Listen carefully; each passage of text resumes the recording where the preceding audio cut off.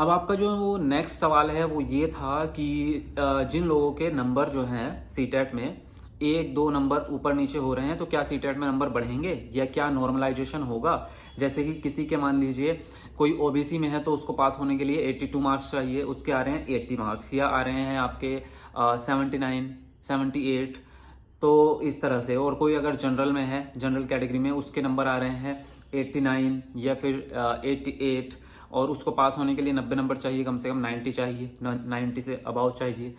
तो क्या हमारे सीटेट में, मतलब अभी जो आंसर की आई है उसके हिसाब से आपने मैच किए हैं, तो क्या हमारे फाइनल रिजल्ट में या फाइनल आंसर की में, आंसर की तो छोड़ ही दो, फाइनल आंसर की को क्या मानना, आप ये देखो कि रिजल्ट में, मेन रिजल्ट में, तो क्या रिजल्ट में नंबर बढ़ेंगे।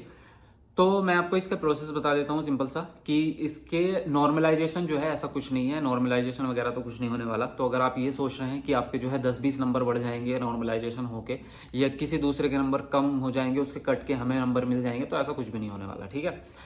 तो नंबर बढ़ने का प्रोसेस ये है कि जैसे कि कुछ आंसर्स ऐसे होते हैं जो आंसर की में, जब आंसर की आती है शुरू में, तो उसमें कुछ नंबर ऐसे होते हैं जो प्रश्न जिसके मिस्टेक से गलत आंसर दे दिए जाते हैं, या सीटेट ने कोई प्रश्न ही रॉन्ग बना दिया हो, जिसके ऑप्शन जो है वो गलत बना दिए हो, ऐसे प्रश्न आते हैं जिसके 2 या 3 आंसर जो है उनके सही होते हैं, या फिर ऐसा होता है कि वो चारों ही ऑप्शन उसके गलत होते हैं, चारों में से एक भी सही नहीं होता। तो इस तरह के जो प्रश्न होते हैं तो उस पे चैलेंज भी कर देते हैं कुछ लोग, और चैलेंज नहीं भी करते तो भी उसका जो है सीटेट को जब खुद को ही पता चलेगा कि इसके तो चारों ही ऑप्शन गलत थे, तो बच्चा आंसर देगा क्या, तो उसका ऐसा होता है कि उसका नंबर सबको मिल जाता है, सभी बच्चों को उसका नंबर मिलता है, जुड़ता है।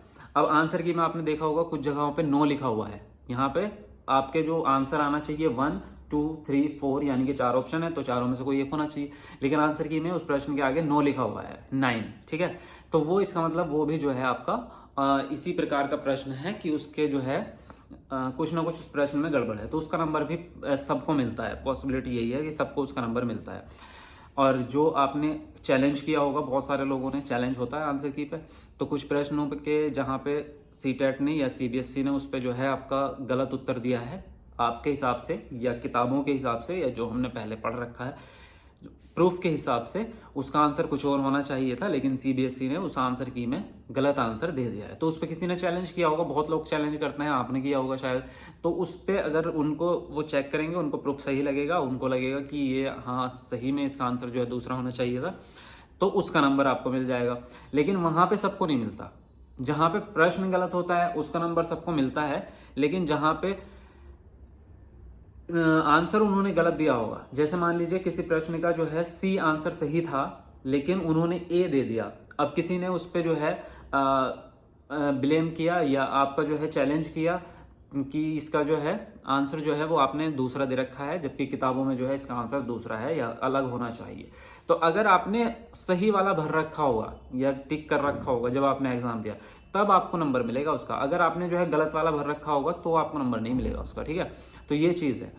तो इसमें पॉसिबिलिटी नंबर बढ़ने की कितनी है, मैक्सिमम से मैक्सिमम बता रहा हूं आपको 3 नंबर, या उससे ज्यादा 4 नंबर, इससे ज्यादा का डिफरेंस आ ही नहीं सकता। और ऐसा नहीं है कि सिर्फ बढ़ने की पॉसिबिलिटी है, नंबर आपके घट भी सकते हैं। हो सकता है कि आपने गलत आंसर भरा हो किसी प्रश्न का और सीबीएसई ने भी उस गलत आंसर को सही मान रखा हो, अब किसी ने उस पर चैलेंज कर दिया तो फिर वो बदल देगी अपना आंसर चैलेंज के बाद में सीबीएसई, तो आपका नंबर वहां पे कम होगा बढ़ने की बजाय। तो अगर बढ़ने की उम्मीद आप रख रहे हैं तो 3-4 नंबर से ज्यादा मत रखना, 2 नंबर 4 नंबर से ज्यादा उम्मीद मत रखना। ऐसा नहीं होता कि 10 नंबर आपके बढ़ जाएंगे या 8 नंबर बढ़ जाएंगे, ऐसा कुछ नहीं होता। तो अगर आपके नंबर जो है 78 या 77 या 75 आ रहे हैं, तो आप फिर इस सीटेट को भूल जाइए और फिर से अपनी तैयारी कीजिए। नया सीटेट आपके सामने आने वाला है, तो जल्दी से आप जो है तैयारी में लग जाइए। और अब आपको ज़्यादा मार्क्स लाने चाहिए, क्योंकि अब आने वाले टाइम पे जो है हो सकता है सीटेट के, यूपीटेट के मार्क्स जो है वैकेंसीज में ऐड होने लगे, तो इसलिए आपको ज़्यादा मार्क्स चाहिए। तो सभी लोग दूसरी बार जो है सीटेट भरें और मैक्सिमम मार्क्स लेके आए। और आने वाले टाइम में आपकी वैकेंसीज आने वाली हैं, यूपी में भी, दिल्ली में भी, तो आपको जो है तैयारी बेहतरीन करनी चाहिए, ठीक है। तो वीडियो को लाइक करें, शेयर करें, और चैनल को जरूर सब्सक्राइब कर लेना, ताकि आपको अपडेट्स मिलती रहें सारी चीज़ों की, और क्लासेस भी आपको मिलती रहेंगी। ओके, चलिए मिलते हैं आपको बाद में। नेक्स्ट वीडियो में। तब तक के लिए बाय बाय, टेक केयर।